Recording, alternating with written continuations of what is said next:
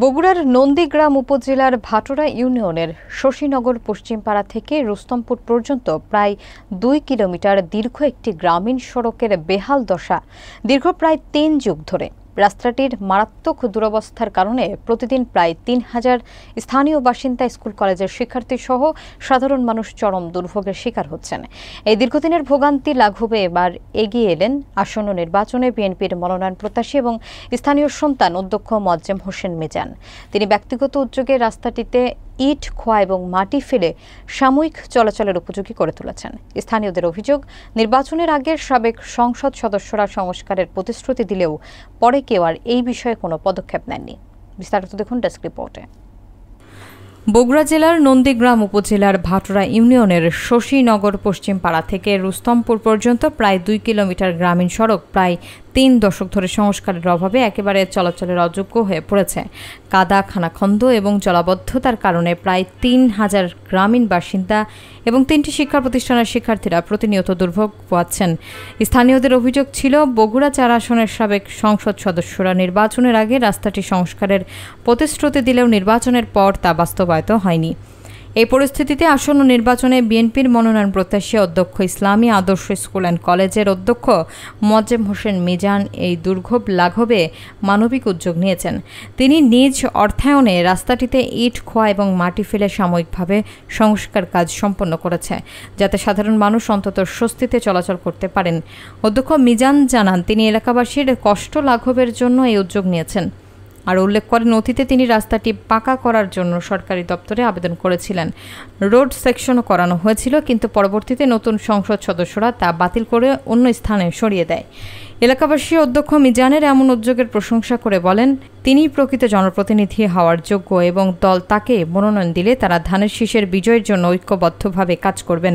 অধ্যক্ষ মিজান বলেন, তিনি এই এলাকার সন্তান হওয়ায় মানুষের কষ্ট তার কাছে নিজের কষ্ট বলে মনে হয়েছে এবং তিনি সরকারের প্রতি দ্রুত রাস্তাটি স্থায়ীভাবে পাকা সংস্কারের উদ্যোগ নেওয়ার আহ্বান জানান।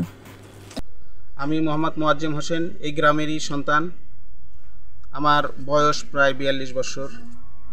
৪২ বছর যাবৎ আমাদের এই গ্রামের কোনো উন্নয়ন হয়নি। এতটা দুর্ভোগ এটা আমি দীর্ঘদিন হলে অনুভব করছি, কিন্তু দুঃখের বিষয় আমি বিভিন্ন কাজের কারণে এদিকে আসতে পারিনি। এখন আসার পরে দেখতেছি যে আসলে মানুষ কিভাবে চলে। এত নেতৃবৃন্দ গেছে, এত ওয়াদা করেছে, তারা কেউ কাজ করেনি। আমি চাই যে আমাদের সরকার যদি ক্ষমতায় আসে, সবাই ধানের শীষে ভোট দিয়ে যদি বিএনপিকে ক্ষমতায় নিয়ে আসে, আশা করি এই রাস্তার কাজ সবার আগে হবে ইনশাল্লাহ। তার আগে আরেকটা বিষয় আমি জানাতে চাচ্ছি, এই রাস্তাটা আমার নামকরণ করা রাস্তা, কোষাস টু নাগরকান্দি জিসি। আমি এখানে এই কোষাস থেকে নাগরকান্দি পর্যন্ত ৩ কিলো রাস্তা, এটা আমি বরাদ্দ করে নিয়ে আসছিলাম ২০১২ সালে। পরিতাপের বিষয়, আমাকে গাড়ি চাপা দেওয়া হয় অ্যাক্সিডেন্টের পরে।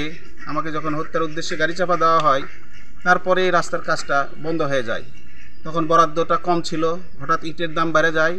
তখন আমাকে এলজিডি থেকে বলা হয় যে ইটের দাম বেশি, এটাকে রিভাইজ করতে হবে প্রকল্প রিভাইজের জন্য আমার মরহুম বাচ্চু চাচা ছিলেন এলজিডি মসজিদের ইমাম, উনি সহ আমরা একটা সিদ্ধান্ত নিই যে তৎকালীন আওয়ামী লীগ সরকারের এমপি তানসিন ভাই ছিলেন, তাকে দিয়ে প্রকল্পটা রিভাইজ করার জন্য অনুরোধ করি।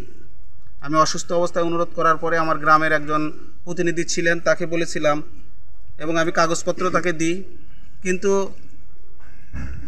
তৎকালীন এমপি মহোদয় এটার কোনো ভ্রুক্ষেপ করেনি এবং গ্রহণযোগ্য কোনো পদক্ষেপ গ্রহণ করেনি, যার প্রেক্ষিতে এই রাস্তা, আমার স্যাংশন হওয়া রাস্তা কেটে অন্য পাশে চলে যায়।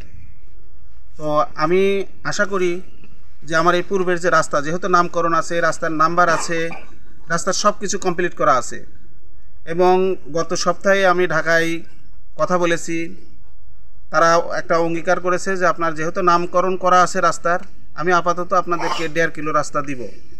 আমি 3 কিলো রাস্তা চেয়েছি, যদি আল্লাহ রহমত করে খুব দ্রুত এই রাস্তাটা আমি পাবো। এখানে নির্বাচনের বিষয় নয়, ভোটের বিষয় নয়, আমি আমার ব্যক্তি উদ্যোগে আমি এলজিডিতে গেছি, আশা করি আমি রাস্তাটা পাবো। এবং আমার যেহেতু নামকরণ করা রাস্তা, এই রাস্তা একাধিকবার বরাদ্দও হয়েছে, কিন্তু রাস্তাটা বারবার কেটে নেওয়া হয়েছে।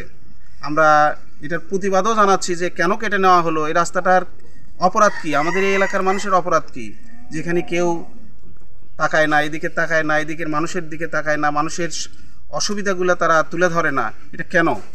এটার আমি প্রতিবাদ জানাচ্ছি। পাশাপাশি এই রাস্তাটা আপাতত জনগণের চলার মতো আমি করে দেওয়ার চেষ্টা করছি। যদি আমার গ্রামের সবার সহযোগিতা পাই, আল্লাহর রহমতে কোষাস থেকে আঞ্জুতলা পর্যন্ত রাস্তাটা কালকে মেরামত শেষ হবে ইনশাল্লাহ। বেশি খাটাখাটনি করা লাগবে, এখন ভাড়া লাগে 50 টাকা 60 টাকা মনে, তাও পাওয়া যায় না। সামান্য রাস্তা 5 টাকা রাস্তা 50 টাকা মন ধান দিয়ে পার হওয়া লাগে। খুব কষ্টকর জায়গা আমাদের এখানে হয়ে গেছে, রাস্তাঘাট নেই কিছু, যাওয়া আসা করার খুব সমস্যা হয়। এক মাস আগে কাদও হয়ে যায় বর্ষার টাইমে, এখনো যাওয়া যাচ্ছে না। ওই মজ্জিম ভাই ভালো, মজ্জিম ভাইয়ের মধ্যে লোক থাকলে পারে তাহলে এগুলো কাজ হয়তো হবে। রাস্তা ভাটের রাস্তা খুবই কষ্ট, আমাদের বর্ষাকালে খুব কষ্ট হয়।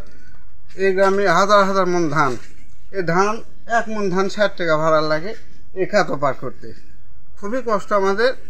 বিগত 2টা এমপি গেছে, তানসিন ভাই আর মোশাররফ ভাই, এরা আমাদের আসে ওয়াদা করছে এই রাস্তার জন্য যে রাস্তা করে দেবে, কিন্তু রাস্তা করে না। আমাদের খুবই কষ্ট। আর এখন যাই দাঁড়াচ্ছে মজ্জিম ভাই খুব ভালো, খুবই ভালো। আমাদের যে কষ্ট, আমাদের গাড়ি মোটর সাইকেল হাজার হাজার, সব এই মজ্জিম ভাইয়ের গ্যারেজে আমরা থুছি। সে আমাদেরকে অনেক হেল্প করছে, খুবই সাহায্য করছে আমাদেরকে, খুবই ভালো। ধান বা অন্যান্য শস্য নিয়ে যেতে পারি না, বহু টাকা আমাদের মানে লস হয়ে যায়, গাড়ি ঘোড়া যায় না। এখানে যে চেয়ারম্যান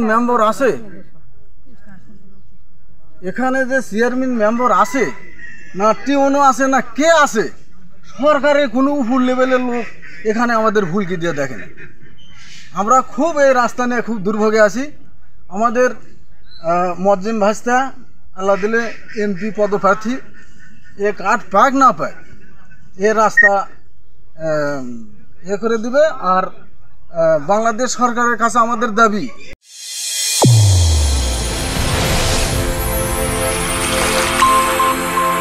চ্যানেল A1 হৃদয়ের স্পন্দন।